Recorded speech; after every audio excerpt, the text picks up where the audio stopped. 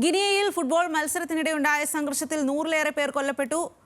എൻസെറേക്കോര നഗരത്തിലാണ് ഏറ്റുമുട്ടൽ. അക്രമികൾ പോലീസ് സ്റ്റേഷന് തീയിട്ടു.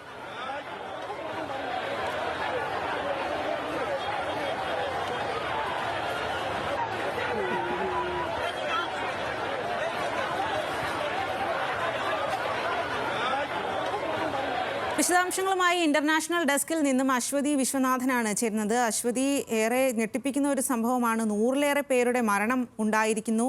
എന്തായിരുന്നു സംഭവം? സ്വാതി, ഗിനിയയിലെ എൻസെറക്കോര നഗരത്തിലാണ് ഈ ഒരു സംഭവം നടക്കുന്നത്. പ്രസിഡന്റ് ആയിട്ടുള്ള മാമാദി ദൌബിയെ ആദരിക്കാൻ വേണ്ടി സംഘടിപ്പിച്ച മത്സരത്തിനിടെയാണ് ഈ സംഘർഷം ഉടലെടുത്തത്.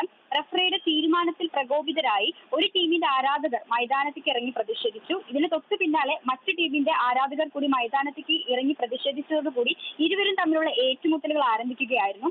മത്സരവേദിക്കുള്ളിൽ നടന്നുള്ള ഈ ഏറ്റുമുട്ടലുകൾ പിന്നീട് തെരുവിലേക്ക് കൂടി വ്യാപിച്ചതോടുകൂടി സ്ഥിതിഗതികൾ വഷളായെന്ന് തന്നെ പറയാൻ സാധിക്കും. മാത്രമല്ല, ഈ ഒരു ഏറ്റുമുട്ടലിനിടെ ചിലർ പോലീസ് സ്റ്റേഷനിൽ തീയിട്ടതും സംഘർഷത്തിന്റെ വ്യാപ്തി കൂട്ടിയിട്ടുണ്ട്. മരണസംഖ്യ കൃത്യമായിട്ട് പറയുന്നില്ലെങ്കിലും 100-ലേറെ പേർ കൊല്ലപ്പെട്ടു എന്നാണ് പുറത്തുവരുന്ന റിപ്പോർട്ടുകൾ വ്യക്തമാക്കുന്നത്. നഗരത്തിലെ പ്രധാന ആശുപത്രികളെല്ലാം തന്നെ മൃതദേഹങ്ങൾ കൂട്ടിയിട്ടിരിക്കുകയാണെന്നും മോർച്ചറികളെല്ലാം തന്നെ മൃതദേഹങ്ങൾ നിറഞ്ഞിരിക്കുകയാണെന്നുമാണ് നഗരത്തിലെ ഒരു ഡോക്ടർ മാധ്യമങ്ങൾക്ക് നൽകിയിരിക്കുന്ന മൊഴി.